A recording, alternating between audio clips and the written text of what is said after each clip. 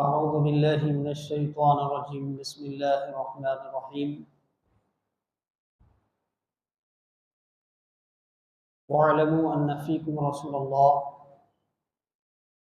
لو يطيعكم في كثير من الأمر لأنتم ولكن الله حبب إليكم الإيمان وزينه في قلوبكم وكره إليكم الكفر والفسوق والعصيان أولئك هم الراشدون صدق الله العظيم إن الله وملائكته يصلون على النبي يا أيها الذين آمنوا صلوا عليه وسلموا تسليما اللهم صل على سيدنا مولانا محمد وآله وصحبه أفضل صلاتك وعدد معلوماتك وبارك وسلم. سامعین محترم، عزیزان گرامی، اللہ تبارک و تعالی نے قرآن کریم پارہ نمبر 26 سورہ حجرات میں ایمان کی عظمت، ایمان کا مقام و منزلت اور ساتھ ہی ساتھ صحابہ کرام رضوان اللہ تعالی علیہم اجمعین کی نظر میں اسلام کی عظمت، ایمان کی عظمت کو لے کر بہت سی قرآنی آیات نازل فرمائی، جن میں سے ایک آیت شریفہ پڑھنے کا میں نے شرف حاصل کیا، کیونکہ قرآن کریم کی ان آیات بینات کو پڑھنے اور اس کے مطابق صحابہ کرام رضوان اللہ تعالی علیہم اجمعین کی زندگی کو دیکھنے کے بعد ہمیں یہ بات سمجھ آتی ہے کہ اللہ نے ہمیں ایمان والا بنایا ہے، اللہ نے ہمیں اسلام سے سرفراز فرمایا ہے، تو ہم پر کتنا بڑا احسان ہے اللہ تبارک و تعالیٰ کا۔ اور کل اور آج میں یہی فرق ہے، کل جو ایمان والا تھا وہ اپنے ایمان پر فخر کرتا تھا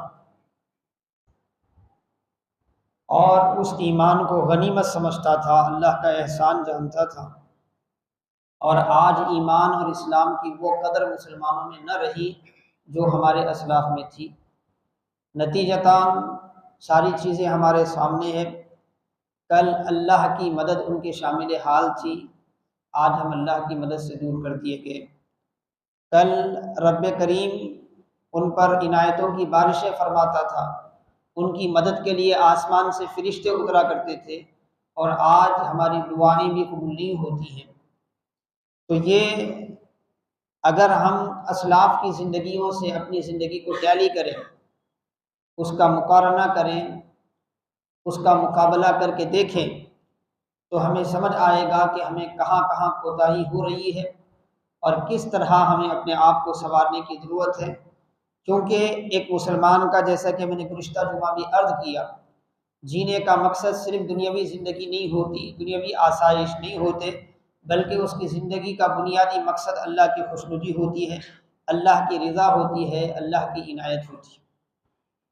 سورہ حجرات کی آیت نمبر 7 میں اللہ تبارک و تعالی ارشاد فرماتا ہے، وَاعْلَمُوا أَنَّ فِيكُمْ رَسُولَ اللَّهِ، یاد رکھو کہ یقیناً اللہ کے رسول تم میں ہیں۔ صحابہ سے مخاطب ہو کر اللہ تبارک و تعالی فرماتا ہے کہ یاد رکھو کہ تم میں اللہ کے رسول ہیں،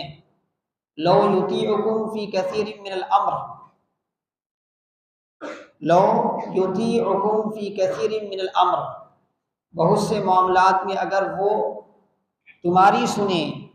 تمہارے مشوروں پر عمل کرے، تمہاری بات پر عمل کرے، لعنتم، تم مشقت میں پڑ جاؤ گے۔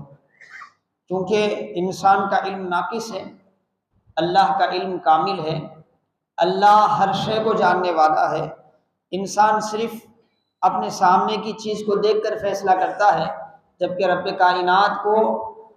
ہر شے کا پتہ ہے، ہر چیز معلوم ہے۔ اسی لیے رب کا جو فیصلہ ہوتا ہے وہ انسان کے حق میں انسان کے اپنے فیصلے سے بھی زیادہ بہتر ہوتا ہے، زیادہ بہتر ہوتا ہے۔ اس کے بعد ایمان کی عظمت اور صحابہ کا ایمانی مقام اور منزلت کیا ہے، اس کو ذکر کرتے ہوئے اللہ تعالیٰ نے فرمایا وَلَٰكِنَّ اللَّهَ حَبَّبَ إِلَيْكُمُ الْإِيمَانَ، لیکن اللہ نے تمہارے نزدیک ایمان کو محبوب بنا دیا ہے، ایمان کو پیارا بنا دیا ہے۔ وَلَٰكِنَّ اللَّهَ حَبَّبَ إِلَيْكُمُ الْإِيمَانَ وَزَيَّنَهُ فِي قُلُوبِكُمْ، اور اس ایمان سے تمہارے دلوں کو مزین کر دیا ہے، اس ایمان سے تمہارے دلوں کو آراستہ کر دیا ہے۔ وَزَيَّنَهُ فِي قُلُوبِكُمْ وَكَرَّهَ إِلَيْكُمُ الْكُفْرَ وَالْفُسُوقَ وَالْعِصْيَانَ، اور اسی رب نے تمہارے نزدیک کفر کو، نافرمانی کو، اور ہر قسم کے فسق کو، گناہ کو ناپسندیدہ کر دیا ہے۔ وَكَرَّهَ إِلَيْكُمُ الْكُفْرَ وَالْفُسُوقَ وَالْعِصْيَانَ أُولَٰئِكَ هُمُ الرَّاشِدُونَ، اور یہی بندے راہ راست پر ہیں، یہی بندے ہدایت پر ہیں۔ تو حاضرین محترم عزیزان گرامی، اللہ رب العزت نے اس آیت شریفہ میں یہ بات واضح فرما دی کہ اگر کوئی ایمان والا ہے تو یہ اللہ کا کرم ہے، اگر کوئی اسلام پر چل رہا ہے تو یہ اللہ کا کرم ہے۔ اللہ اگر کسی کو خیر کی توفیق دیا ہے اور وہ نیکی کر رہا ہے تو اس میں بندے کا کوئی کمال نہیں ہے، یہ رب کریم کی عنایت ہے کہ اللہ تبارک و تعالیٰ نے اسے اپنے ذکر کی توفیق عطا فرمائی، اللہ تعالیٰ نے اسے اپنی عبادت کی توفیق عطا فرمائی۔ تو ہمارا ایمان ہماری کوششوں کا نتیجہ نہیں ہے، بلکہ ہمارا ایمان یہ اللہ کی عنایت ہے، یہ عنایت ربانی ہے، یہ عنایت ربانی ہے۔ اور جو اس کی قدر کرتا ہے، جو اس کا لحاظ کرتا ہے، اللہ کی دی ہوئی اس نعمت کو سمجھ کر اس کے مطابق زندگی گزارتا ہے، تو پھر اللہ تبارک و تعالی اس کے لیے ایمان کی راہ پر چلنا آسان کر دیتا ہے، اس کے دل کو فطری طور پر ایمان آشنا بنا دیتا ہے، ایمان سے اس کے دل میں آراستگی پیدا ہوتی ہے، زینت پیدا ہوتی ہے، خوشنمائی پیدا ہوتی ہے، اس کا دل جو ہے ایمانی راہوں میں چلنے کے لیے مشتاق رہتا ہے۔ اور نافرمانی کے جتنے بھی راستے ہیں، جو کفر کی طرف جاتا ہے، گناہ کی طرف جاتا ہے، اللہ کی عدم اطاعت کی طرف جاتا ہے، یہ جتنے بھی راستے ہیں اللہ کی نافرمانی کے، ان تمام راستوں سے دل میں کراہیت پیدا ہوتی ہے، دل میں کراہیت پیدا ہوتی ہے، دل خود بخود ان سے نفرت کرنے لگ جاتا ہے، دل خود بخود ان کو ناپسند کرنے لگ جاتا ہے، دل خود بخود ان سے بھاگنے لگ جاتا ہے۔ تو حاضرین محترم عزیزان گرامی، جب بندہ ایمان کی قدر کرتا ہے، اللہ تبارک و تعالیٰ کی توفیق کی قدر کرتا ہے، تو اللہ تعالیٰ مزید اس کے لیے راہ قرب کی آسان کرتے چلا جاتا ہے، اور جتنا راہ قرب اس کے لیے آسان ہوتے جاتے ہیں اتنا زیادہ وہ بندہ ہدایت پر گامزن ہوتا ہے، ہدایت پر مستقیم ہوتا ہے، ہدایت کی راہ پر مضبوط ہوتا چلا جاتا ہے۔ اسی لیے اللہ نے صحابہ کے ایمان کو ذکر کیا، ذکر کر کے فرمایا کہ اے صحابہ، یہ رب کا کرم ہے کہ رب نے تمہارے دلوں کو ایمان سے آراستہ کر دیا ہے، تمہارے نزدیک تمہارے دل میں ایمان کو اور ایمانیات کو محبوب کر دیا ہے، کفر اور گناہ کی ساری آلودگیوں سے تمہارے دل کو کیا ہے دور رکھا ہے، تمہارے دلوں میں اللہ نے نفرت بھری ہے، کراہیت بھری ہے۔ اور اس کے بعد خود فرماتا ہے اے لوگوں سنو، یہ جو جماعت ہے صحابہ کی، یہی جماعت ہدایت والی ہے، یعنی ہمیں رہبری کی جا رہی ہے، ہمیں رہنمائی کی جا رہی ہے، صبح قیامت تک آنے والے مسلمانوں کو سمجھایا جا رہا ہے کہ تم صحابہ کو دیکھو، ان کے احوال کو دیکھو، ان کی کیفیات کو دیکھو، ان کے روز و شب کو دیکھو، ان کے زندگی گزارنے کے طریقے کو دیکھو، تمہیں سمجھ آئے گا کہ ایمانی طریقہ کیا ہے، اسلامی طریقہ کیا ہے، اللہ اس کے رسول کو راضی کرنے کا انداز حیات کیا ہوتا ہے، زندگی کا وہ نمونہ کون سا ہے جس زندگی کے نمونے سے ہم گزرنے کے بعد اللہ کی بارگاہ میں ہم مقبول ہو سکتے ہیں، اللہ کی بارگاہ میں ہم محبوب ہو سکتے ہیں۔ سورہ حجرات کی اس آیت شریفہ میں ایک طرف اللہ نے ایمان کی عظمت کو بیان فرمایا تو دوسری طرف اللہ نے صحابہ کرام کے مقام ایمان کو بیان فرمایا، تیسری طرف صبح قیامت تک آنے والے ہر فرد بشر کو یہ دعوت دی کہ وہ ایمان کی راہ میں چلنے کے لیے صحابہ کو اپنا عملی نمونہ بنائے، صحابہ کی زندگیوں کو دیکھے۔ اب آئیں احادیث کی کتابوں سے کچھ چیزیں، اس کے کچھ نمونے ہم دیکھتے ہیں کہ صحابہ کے دلوں میں ایمان کتنا گامزن ہو گیا تھا، ان کی نظر میں اسلام کی اہمیت کتنی زیادہ تھی، وہ دین کو کس نقطۂ نظر سے دیکھتے تھے، وہ دین کے حوالے سے کتنے مستقیم اور مضبوط تھے، یہ سمجھنے کے لیے ہم صحابہ اکرام کے احوال کو پڑھتے ہیں، صحابہ اکرام کی زندگیوں کو پڑھتے ہیں تو ہمیں سمجھ آتا ہے۔ حاضرین محترم عزیزان گرامی، چھوٹی چھوٹی خواہش بھی وہ دین کے اگر مخالف ہوتی تو اس کو قربان کرتے ہوئے نظر آتے ہیں، قربان کرتے ہوئے نظر آتے ہیں۔ ایک مشہور صحابی ہیں حضرت ماقل بن یسار رضی اللہ تعالیٰ، امام بخاری صحیح بخاری کتاب التفسیر میں اس روایت کو نقل فرمائے۔ ماقل بن یسار رضی اللہ تعالیٰ، آپ کی ایک ہمشیرہ تھی، بہن تھی، ایک رشتہ آیا ان کے لیے،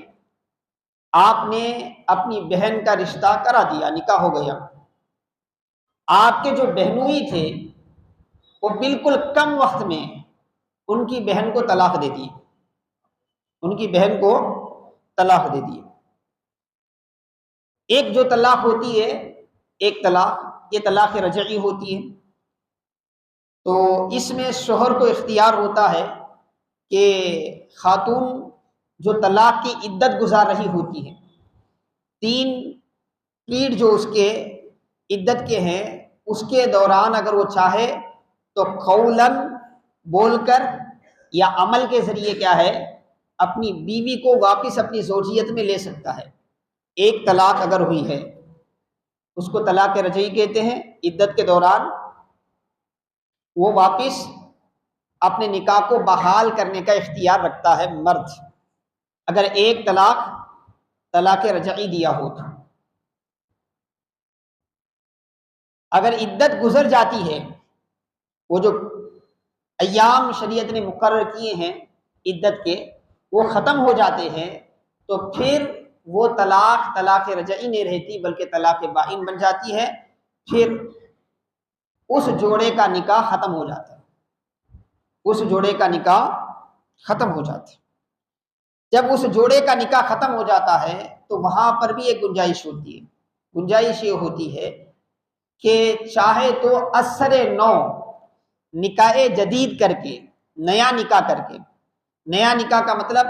2 گواہوں کی موجودگی میں ایجاب و قبول کیا جائے جیسے نکاح میں ہوتا ہے، اور ساتھ ہی ساتھ مہر بھی نیا باندھا جائے، نیا مہر باندھا جائے، یعنی اثر نو نکاح، نیا نکاح کر کے پھر مل سکتے ہیں۔ کب؟ جب طلاق رجعی ہو، عدت ختم ہو جائے تو وہ طلاق بائن ہوتی ہے، تو طلاق بائن میں اختیار ہوتا ہے۔ ایسے ہی ہمارے یہاں خلا وغیرہ ہوتا ہے نا، خلا بھی ایک طلاق بائن کے حکم میں ہے۔ خلا کے بعد بھی کئی مہینے سالوں کے بعد پھر وہ جوڑا ملنا چاہے تو نیا نکاح کر کے مل سکتا ہے، لیکن 3 طلاق ہو گئی تو پھر ملنے کی گنجائش نہیں ہے، نہ نکاح سے نہ کسی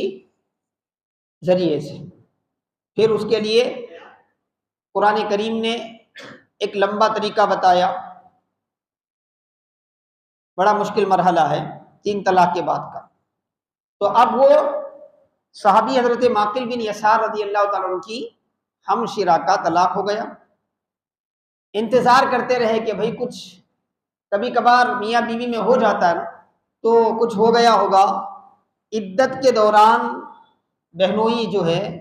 ان کے بہن کو جو طلاق دیے ہیں اس سے رجوع کر لیں گے، انتظار کرتے رہے، لیکن عدت ختم ہو گئی، انہوں نے رجوع نہیں کیا۔ اب رجوع نہیں کیا تو وہ نکاح ختم ہو گیا، وہ ایک دوسرے کے لیے اجنبی ہو گئے، اور ان کی ہمشیرہ عدت گزار کے واپس اپنے بھائی کے گھر آ گئی۔ آج کے جیسا ماحول تو نہیں تھا، آج ہم نے کیا ہے آدھی شریعت اپنی معاشرے میں نافذ کر کے رکھا ہوا ہے، جس کی وجہ سے بڑے مسائل ہمارے اندر پیدا ہیں۔ آج کا مسلمان کسی بیوہ کے ساتھ ساری زندگی ناجائز تعلق تو رکھنا چاہتا ہے مگر نکاح کر کے رکھنا نہیں چاہتا، اور معاشرہ بھی اس کی اجازت نہیں دیتا۔ معاشرہ بھی، وہ لوگ بڑے عزت دار ہیں ہمارے معاشرے میں جو بغیر لائسنس کے کام چلاتے ہیں، لیکن اگر وہ شرعی نکاح کرتا ہے تو پھر وہ ہمارے معاشرے میں سب سے برا آدمی۔ ہر کوئی کا مسئلہ نہیں ہے، جس کے اندر استطاعت ہے، جس میں گنجائش ہے، جہاں موقع ہے، تو شریعت کی طرف سے جب اس کی اجازت ہے تو آپ اور ہم کون ہیں اسے منع کرنے والے؟ ہمارا سماج، ہمارا معاشرہ شریعت پر کیسے در آ سکتا ہے؟ لیکن ہمارا معاملہ الگ ہے، مگر وہ تو بالکل اسلام کا نافذ نظام تھا وہاں پر۔ صحابہ اکرام ہر بات پر کیا ہے اسلامی نقطہ نظر کو سامنے رکھتے تھے۔ تو اب پہلے شوہر سے تو طلاق ہو گئی، عدت بھی ختم ہو گئی، بچی گھر آ کے کیا ہے اپنے بھائی کے پاس رہ رہی ہے، لوگوں کو پتہ چلا تو رشتے کے لیے پیغامات آنے شروع ہو گئے، دوسرے لوگ پیغام بھیجنا شروع کر دیے رشتے کے واسطے، تو پیغام آنا شروع ہو گئے۔ اتفاق ایسا ہوا کہ اس پیغام میں وہ جو پہلے شوہر تھے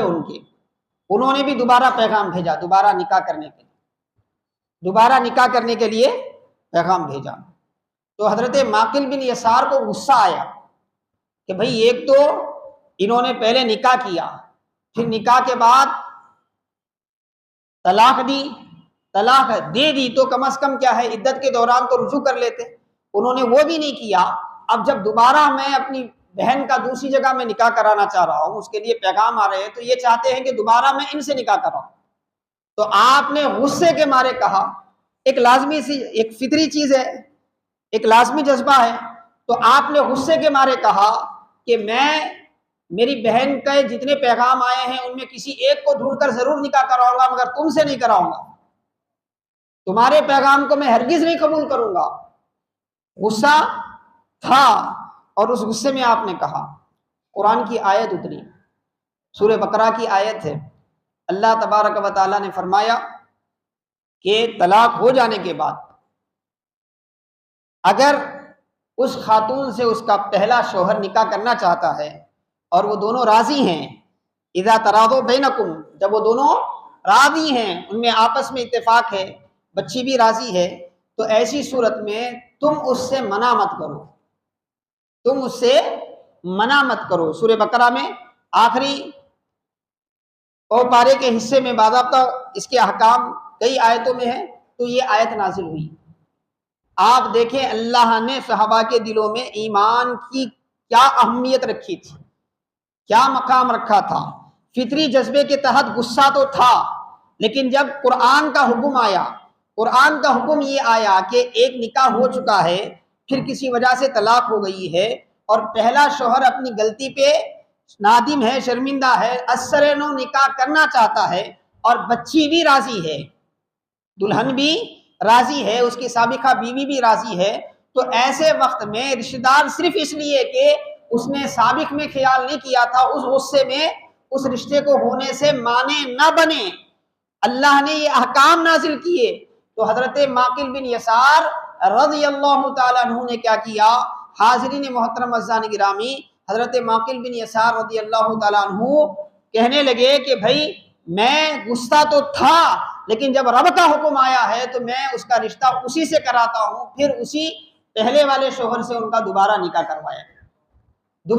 کروایا گیا۔ آپ سوچ دیکھیں، فکر دیکھیں، اسلام کے حوالے سے، اللہ کے احکام کے حوالے سے، قرآنی آیات کے حوالے سے آج ہمارا مسلم معاشرہ ایسا ہے۔ عام طور پہ ان معاملات میں تو اتنی پراگندگی ہے، ہمارے پاس اتنی پراگندگی ہے کہ اچھوں کو دیکھنے میں ملتا ہے، بڑی بڑی باتیں کرتے ہیں، بڑے بڑے دیندار بن کے نظر آتے ہیں، جب ان معاملات میں ان کو دیکھا جاتا ہے تو حاضرین محترم عزیزان گرامی سب سے زیادہ دین سے دور بھاگنے والے وہی ہوتے ہیں، سب سے زیادہ دین سے دور بھاگنے والے، جبکہ اللہ پاک نے صحابہ کو ایسا ایمان والا بنایا۔ ان کی نظر میں اسلام کی اہمیت یہ تھی کہ ہر جذبہ اسلام کے سامنے قربان کرنے کے لیے تیار تھے، اسلام کے حکم کے سامنے ہر کیفیت کو بھلا دینے کے لیے تیار تھے، ہر کیفیت کو بھلا دینے کے لیے۔ سورہ نور میں ایک آیت شریفہ ہے، حافظ ابن کثیر وغیرہ نے تقریباً مفسرین نے اپنی کتابوں میں ذکر فرمایا۔ ام المومنین عائشہ صدیقہ رضی اللہ تعالیٰ عنہا، سیدنا ابو بکر صدیق رضی اللہ تعالیٰ عنہ کی صاحبزادی اور رسول اللہ صلی اللہ علیہ وسلم کی زوجہ مبارکہ ام المومنین عائشہ صدیقہ رضی اللہ عنہا، منافقوں نے آپ کے دامن پر داغ لگانے کی کوشش کی، آپ پر تہمت لگائی گئی، واقعہ افک گھڑا ہوا جھوٹا واقعہ آپ کی طرف منسوب کرنے کی کوشش کی گئی، آپ کی پاک دامنی کو داغدار کرنے کی کوشش کی گئی۔ سورہ نور میں اللہ نے آپ کی پاک دامنی کو بیان فرمایا۔ اسی ضمن میں ایسا ہوا کہ منافق تو بولتے ہی رہتے ہیں، کچھ سادہ لوگ مسلمان بھی ہوتے ہیں، سیدھے سادے مسلمان، جنہیں ان چال بازوں کی چال بازیاں سمجھ نہیں آتی، ایسے فتنہ پروروں کی فتنہ پروریاں سمجھ نہیں آتی، وہ بھی بس اوقات کیا کرتے ہیں، غیر شعوری طور پہ ان کے غلط پروپیگنڈے کا حصہ بن جاتے ہیں۔ آج بھی ہوتا ہے نا، ہم غیر محسوس انداز میں کسی ایسے ہی شاطر قسم کے آدمی کے پروپیگنڈے کا حصہ بن کے ہم کسی کے بارے میں بدگمانی کرنے لگ جاتے ہیں، کسی کے تعلق سے غلط بات نہ ہم نے دیکھا نہ سنا، ہمارے پاس نہ کوئی شاہد ہے اس کا، پھر بھی ہم لوگوں کے سامنے کیا ہے، پیٹھ پیچھے اس کی برائی بیان کرنا شروع کر دیتے ہیں کہ فلاں نے کہا، حالانکہ وہ فلاں بدماش قسم کا ہوتا ہے، اس کا کام ہی ایسا ہوتا ہے، لیکن سادہ مزاج کے لوگ اس کو فرق نہیں کرتے، اے فلاں بولا اس لیے میں بولوں۔ تو ایسے ہی کچھ منافق جب یہ ہوا اٹھانا شروع کر دیے تو اس میں کچھ سادہ لوگ مسلمان بھی اس وقت کے شکار ہو گئے اس کی۔ اس میں ایک صحابی تھے حضرت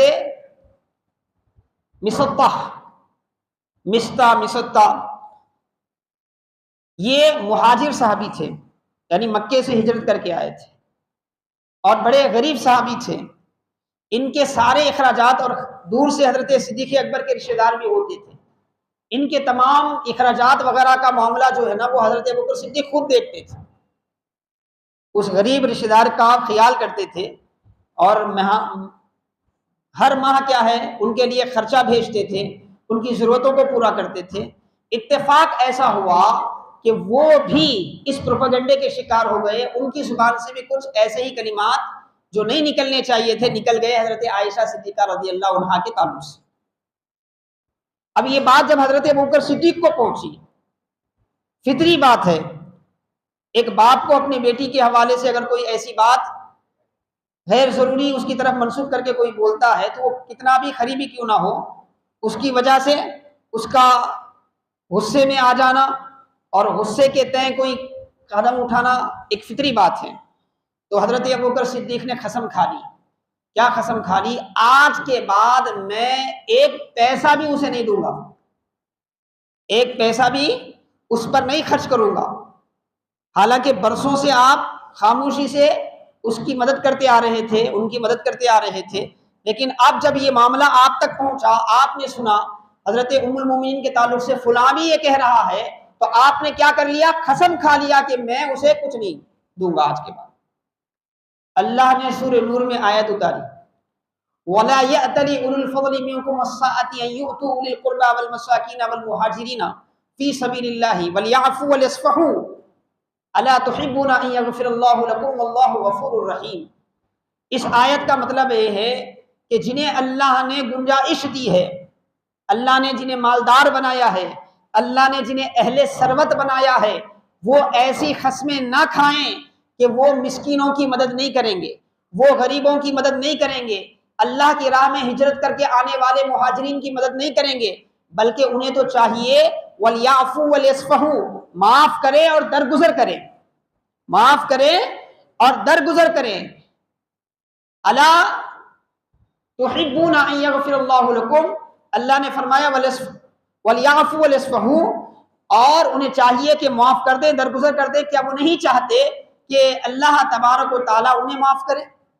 انہیں بخش دے؟ بے شک اللہ بڑا غفور ہے، رحیم ہے۔ یہ آیت نازل ہوئی۔ اب حضرت ابوبکر صدیق کا معاملہ دیکھیں، جب رب کا پیغام آ گیا، رب کی طرف سے رہنمائی آ گئی کہ بھئی کوئی مالدار ایسی ویسی قسم نہ کھائیں کہ وہ کسی غریب کی مدد نہیں کرے گا، فلاں ہوگا فلاں ہوگا، تو آپ آ گئے اللہ کے رسول صلی اللہ علیہ وسلم کی بارگاہ میں، آ کے کہنے لگے، یا رسول اللہ، کون نہیں چاہتا کہ اس کا رب اسے معاف کرے؟ میں تو یہی چاہتا ہوں کہ میرا رب میرے ساتھ مغفرت کا معاملہ کرے، رحمت کا معاملہ کرے۔ یا رسول اللہ، میں اپنی قسم توڑ کے اس کا کفارہ ادا کرتا ہوں۔ پھر آپ نے ان کا خرچہ بحال کر دیا، آپ نے اس صحابی کو جو ماہانہ دینے کا آپ کا معمول تھا، جس پر نہ دینے کی قسم کھائی تھی، اس کو پورا کرنا ضروری تھا۔ اگر قسم پوری نہ کی جائے تو شریعت کا حکم یہ ہے کہ اس کا کفارہ دیں، اس کا کفارہ دیں۔ لوگوں کو معلوم بھی نہیں ہے، مستقبل کے تعلق سے ہم اگر کوئی قسم کھاتے ہیں تو ایک تو قسم پوری کریں، اگر قسم توڑ دیں تو اس کا کفارہ دینا پڑتا ہے۔ اس کا کفارہ دینا پڑتا ہے۔ تو حضرت نبی کریم صلی اللہ علیہ وسلم کی خود بھی تعلیم ہے کہ کوئی آدمی کسی اچھی چیز پر قسم کھائے تو اس کے لیے بہتر یہ ہے کہ وہ قسم توڑ کر کفارہ دے، لیکن اس اچھی چیز سے نہ رکے، اچھی چیز سے نہ رکے۔ تو حاضرین محترم عزیزان گرامی، حضرت ابوبکر صدیق کا غصہ تو اپنی جگہ فطری تھا، واجبی تھا،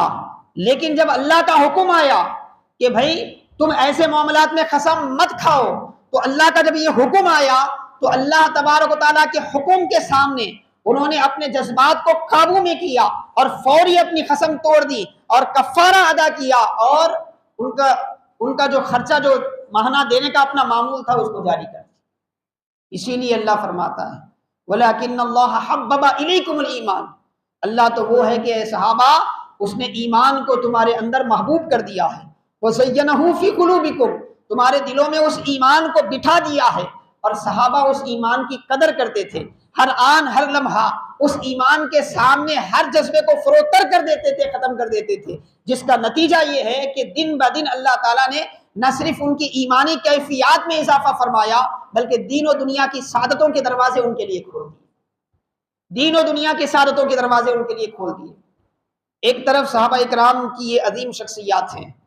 جن کا ایمانی معاملہ یہ ہے، ایک طرف ہمارا سماج ہے، ہمارا معاشرہ ہے، ہماری اپنی زندگیاں ہیں۔ تو حاضرین محترم عزیزان گرامی، قرآن کریم میں ان آیتوں کو بیان کرنے کا مقصود کیا ہے؟ احادیث کریمہ میں خاص طور پہ ان کا ذکر کرنے کا مقصود کیا ہے؟ فلاں فلاں آیت کے ضمن میں شان نزول کو بیان کرنے کا مقصود کیا ہے؟ بیان کرنا یہ مقصود نہیں ہے کہ ابوبکر نے ایسا کیا تھا، بیان اس لیے کیا جا رہا ہے تاکہ صبح قیامت تک آنے والا ابوبکر کے اس واقعے کو سامنے رکھ کے اپنی زندگی کو سنوارے، ماقل بن یسار کے واقعے کو سامنے رکھ کے اپنی زندگی کو سنوارے۔ سامعین محترم عزیزان گرامی، جب تک ہم ایمانی راہوں میں صحابہ کے ان نقش پا کو اپنے لیے عملی نمونہ بنا کر آگے نہیں بڑھیں گے، اس وقت تک ایمانی ترقی ممکن نہیں ہے، اس وقت تک دین و دنیا کی برکتیں ہمارے لیے میسر نہیں ہیں، اس وقت تک وہ بلندیاں، وہ رفعتیں اور اللہ کی بارگاہ کی وہ قربتیں جو اللہ نے اپنے صحابہ کو، اپنے نبی کے صحابہ کو عطا فرمایا تھا، وہ نصیب ہونا ممکن نہیں ہے۔ اسی لیے قرآن کریم نے بار بار ہمیں اس پر آمدہ کیا، ہمیں ترغیبیں دلائی، صحابہ کے زندگیوں کو ہمارے لیے عملی نمونہ بنا کر کیا ہے پیش کیا، تاکہ ہم اس کو سامنے رکھ کر اپنی زندگی کو جانچیں، اپنی زندگی کا تقابل کریں، اس سے اپنی زندگی کا مقارنہ کریں اور دیکھیں کہ ایمان ہوتا کیا ہے، ایمانی کیفیات زندگی میں کس قدر اثر انداز ہوتی ہے، کس قدر اثر انداز ہوتی ہے۔ امام بخاری روایت کرتے ہیں، امام بخاری کتاب الایمان میں، صحیح بخاری کتاب الایمان والنذور میں ایک روایت نقل فرماتے ہیں، حضرت عمر فاروق رضی اللہ تعالیٰ عنہ، مشہور صحابی، رسول اللہ صلی اللہ علیہ وسلم کے انتہائی محبوب صحابی، بخاری ہی کی ایک دوسری روایت ہے، ایک مرتبہ رسول اللہ صلی اللہ علیہ وسلم کی بارگاہ میں کتاب الانبیاء میں یہ روایت موجود ہے، رسول اللہ صلی اللہ علیہ وسلم کی بارگاہ میں یہ بات پیش کی گئی کہ ایک شخص جو ہے کھیت میں اپنے بیل کو لے کر ہل چلا رہا تھا، کھیتی جوت رہا تھا، تھوڑی دیر کے بعد اس نے یہ کیا کہ بس ہو گیا، تھک گیا، تو خود بیل پہ سوار ہو گیا، تو وہ بیل پلٹ کے اپنے مالک سے کہنے لگا، اللہ نے اسے گویائی دی، وہ کہنے لگا ہم کھیت جوتنے کے لیے، کام کرنے کے لیے پیدا کیے گئے ہیں، تمہیں بٹھا کے چلنے کے لیے نہیں پیدا کیے، تمہاری سواری بننا ہماری ذمہ داری نہیں ہے۔ یہ واقعہ ہوا ان کے ساتھ، اور اللہ کبھی کبھار جو ہے اپنی قدرت کے نظارے بھی دنیا کو کرواتا ہے۔ تو جب یہ بات رسول اللہ صلی اللہ علیہ وسلم کی بارگاہ میں پیش ہوئی، آپ کو جب یہ بات سنائی گئی تو رسول اللہ صلی اللہ علیہ وسلم نے فرمایا آمنو بہی، میں اس پر ایمان لاتا ہوں، انا و ابو بکر و عمر، میں اس بات کو مانتا ہوں، اس پر یقین رکھتا ہوں، صرف میں نہیں، ابو بکر اور عمر بھی۔ اور صحابہ فرماتے ہیں ابو بکر عمر اس وقت محفل میں موجود نہیں تھے، انہوں نے اس واقعے کو سنا نہیں تھا، لیکن مصطفیٰ نے پہلے ہی سے ان کی طرف سے ان کے ایمان کی تصدیق کروائی، دنیا کو بتا دیا کہ نبی کے صحابہ کے ایمانی کیفیت یہ ہے کہ وہ موجود رہیں یا نہ رہیں، جب ان تک اللہ اس کے رسول کی کوئی بات پہنچتی ہے تو ان کے اس پر یقین کرنے میں ذرہ برابر بھی شک نہیں کیا جا سکتا۔ ذرہ برابر بھی شک نہیں کیا جا سکتا۔ تو وہی عمر فاروق رضی اللہ تعالیٰ عنہ جو ہیں، بخاری کی روایت ہے، آپ فرماتے ایک مرتبہ رسول اللہ صلی اللہ علیہ وسلم نے آپ کو سنا، حضرت عمر کو، کہ آپ قسم کھا رہے ہیں۔ پہلے تو شریعت یہ کہتی ہے کہ قسم نہ کھائیں، بلا وجہ قسم نہ کھائیں، جب ضروری ہے قسم کھانا تو اللہ کی قسم کھائیں، کسی اور کی قسم کھانے کی اجازت نہیں ہے، نہ چاند کی، نہ سورج کی، نہ میری، نہ آپ کی۔ قسم اللہ کے نام کی کھائی جائے اگر ضرورت ہے، ورنہ عام طور پہ قسم کھانے کی اجازت ہے ہی نہیں ہے، کبھی ضرورت ہے تو قسم کھائیں۔ تو اللہ کے وسلم نے دیکھا کہ حضرت عمر اپنے باپ کے نام سے قسم کھا رہے ہیں، اپنے والد کے نام کی قسم کھا رہے ہیں، تو فوری رسول اللہ صلی اللہ علیہ وسلم نے حضرت عمر کو ٹوک کر فرمایا، اے عمر، اللہ نے باپ دادا کی قسم کھانے سے منع کیا ہے، اگر قسم کھانی ہے تو اللہ کی قسم کھائیں، اللہ کی قسم کھائیں۔ یہ واقعہ ہوا۔ اب اس کا اثر حضرت عمر فاروق کی زندگی پہ کیا ہے دیکھیں آپ خود۔ حضرت عمر فاروق رضی اللہ عنہ کے الفاظ ہیں، اس دن سے میں نے زندگی میں کبھی لاشعوری میں بھی اللہ کے سوا کسی اور کی قسم نہیں کھائی، اللہ کے سوا کسی اور کی نہ قسم کھائی، نہ کسی قسم کو حکایتاً بیان کیا کہ فلاں نے ایسا قسم کھایا تھا، فلاں نے اپنے باپ کی قسم کھائی تھی، فلاں نے اس کی قسم کھائی تھی۔ پھر زبان پر کبھی اللہ کا نام چھوڑ کر کسی غیر اللہ کی قسم کا نام کبھی زبان پر نہیں آیا، ساری زندگی اس کا اہتمام کیا۔ ایک مرتبہ رسول اللہ نے انہیں بتا دیا تو ساری زندگی اس پر اہتمام ایسا۔ آج ہماری ایمانی کیفیت کیا ہے؟ آج دیکھیں آپ، ایک دن دو دن کوئی آپ کو نصیحت کرتا ہے، سمجھاتا ہے نماز کے لیے، کوئی خیر کے کام کے لیے، آپ آ جاتے ہیں، پھر اس کے بعد ایک 8 دن نماز پڑھتے ہیں، چھوڑ دیتے ہیں، پھر اس کے بعد اگر کوئی نہیں بولا تو پھر ہمیشہ کے لیے نماز چھوٹ جاتی ہے۔ ہر 8 دن میں، ہر 15 دن میں ہم کو پکڑ پکڑ کے لانا پڑتا ہے، آ بھائی نماز پڑھ، آ بھائی قرآن پڑھ، آ بھائی خیر کا کام کر، آ بھائی۔ ہماری کیفیت دین کے حوالے سے ایسی ہے کہ بار بار ہمیں یاد دلانا پڑتا ہے، اور حالت یہ ہے کہ اس یاد دلانے کو بھی غنیمت نہیں سمجھتے ہم۔ لیکن صحابہ کرام کا معاملہ دیکھیں آپ، صحابہ کرام کی زندگیاں دیکھیں، ان کی کیفیات دیکھیں، کس طرح وہ چھوٹے چھوٹے معاملات میں بھی اسلام کو کس نقطہ نظر سے وہ دیکھتے تھے، اسلام کی تعلیم کی ان کے نظر میں کتنی اہمیت تھی۔ صحیح مسلم کی حدیث پاک ہے، اللہ کے رسول علیہ الصلوۃ والسلام کے صحابی حضرت عبداللہ ابن عمر فرماتے، ایک مرتبہ ہوا ہے کہ انہوں نے چادر پہنی تھی، اوپر بھی چادر اوڑے تھے، نیچے بھی چادر باندھی تھی، اور اتفاق سے وہ چادر خالص زرد رنگ کی تھی، ہلدی کلر کی، اور مرد کو خالص پورا کا پورا لباس زرد پہننا منع کیا گیا، کیونکہ اس زمانے میں یہ خالص جو ہے کافروں کی نشانی تھی، کفار کی نشانی تھی۔ تو پہن کے آ گئے تو اللہ کے وسلم غصے میں آئے، غصے میں آ کے حضرت عبداللہ ابن عمر سے فرمائے، کیا فرمایا حضرت عبداللہ ابن عمر سے؟ امکا امرت کا بہما، آپ نے فرمایا اے عبداللہ، کیا تمہاری والدہ نے حکم دیا تمہیں ایسا پہننے کا؟ غصے میں آپ نے فرمایا، اماں بولے کیا ایسا پہننے کے واسطے بولے؟ تو حضرت عبداللہ ابن عمر نے محسوس کر لیا کہ رسول اللہ جلال میں ہے، آپ کو بالکل پسند نہیں ہے، تو اللہ کے رسول صلی اللہ علیہ وسلم کے وہ صحابی نے کیا کیا آپ دیکھیں، آپ نے فرمایا یا رسول اللہ ابھی میں وہ رنگ جو ہے لگا ہے، جو زرد رنگ ہے، میں اس کو دھو کے لاتا ہوں، اس کو پھیکا کر دیتا ہوں۔ اللہ کے رسول نے فرمایا نہیں، احرقہما، جلا دو اسے، بولے جلا دو، بولے۔ آپ کو اگر کوئی شریعت کا ایسا حکم دیے ہضم ہوتا؟ کون حکم دیتا نہیں، اس کا نیچے سے اوپر تک شجرا پڑتے ہمارے لوگ۔ اگر کوئی ایسا حکم بتا بھی دیے، کیونکہ ہمارے کو معلوم ہے، ہمارے پاس آدمی کیا کرتا معلوم، اگر اسے فائدہ ہو رہا دین میں تو مولانا ان کے پاس جاتا مسئلہ پوچھنے کے لیے، اگر اسے معلوم ہے دین کا حیثیت سے اس کا حل کرا میں تو زیادہ فائدہ نہیں ہوتا، دنیا کی حیثیت سے کرا تو پھر وکیلوں کے پاس جاتا، کہاں فائدہ ادھر بھاگتا، یہ نہیں دیکھتا کہ بھائی مسلمان ہوں، میرا ہر معاملہ اسلامی طریقے سے ہوں۔ آج دوسروں کو ہمارے اوپر بھوگنے کا موقع اس لیے مل رہا ہے کہ ہم میں اکثریت اس طرح کی زندگی گزارنے کی عادی ہے، اسلام سے زیادہ ہمارا دنیاوی مفاد اہم ہے۔ اللہ کے رسول نے فرمایا جلا دو، اور دیکھنے والی دنیا نے دیکھا کہ بلا چوچرا، بغیر انکار کیے کہ حضرت عبداللہ ابن عمر گھر گئے، دوسرے کپڑے پہنے اور ان دونوں چادروں کو لا کر جلا دیا۔ دونوں چادروں کو لا کر، جس کو بڑے شوق سے پہن کر آئے تھے، تھوڑی ہی دیر میں اس کو جلا دیا، تھوڑی ہی دیر میں۔ اور ہمارے شوق ایسے ہیں کہ لاکھ مرتبہ سنیں کہ بھئی سونا پہننا حرام ہے، پھر بھی گلے میں سونا پہن کے دنیا کو اپنی دنیا داری دکھانے کا شوق ہے۔ ہاتھوں میں سونے کی انگوٹھیاں مرد حضرات پہن کے کیا ہے، دنیا کو بتانا چاہتے ہیں ہم بہت بڑے مالدار ہیں۔ یہ نہیں بتانا چاہتے کہ بھئی ہم اللہ کے فرما بردار ہیں،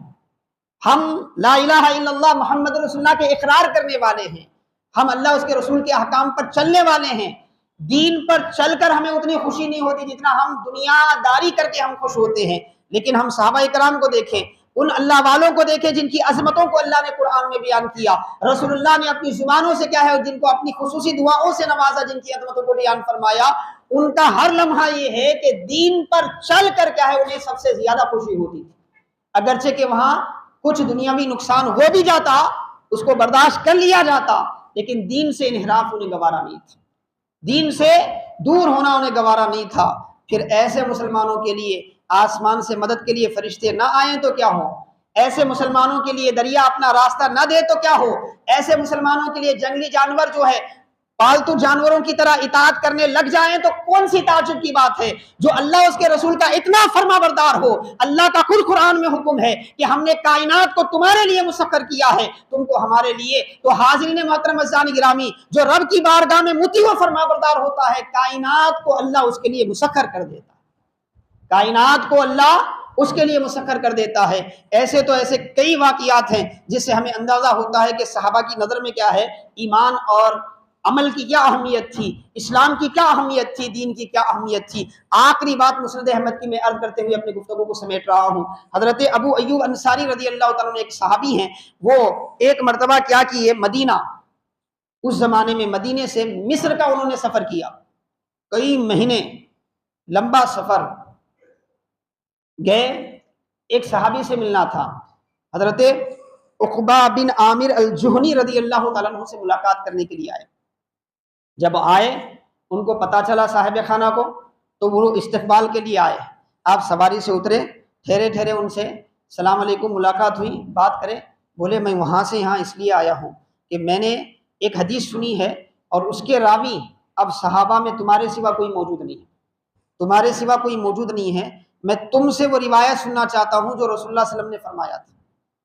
تو حضرت عقبہ بن عامر نے وہ روایت بیان فرمائی، مسند احمد میں ہے۔ وہ روایت کیا تھی، میرے آقا علیہ السلام نے فرمایا، جو بندہ دنیا میں کسی گناہگار کی خطا کو چھپاتا ہے، اللہ آخرت میں اس کی ستر پوشی فرماتا ہے۔ تو یہ روایت سننے کے بعد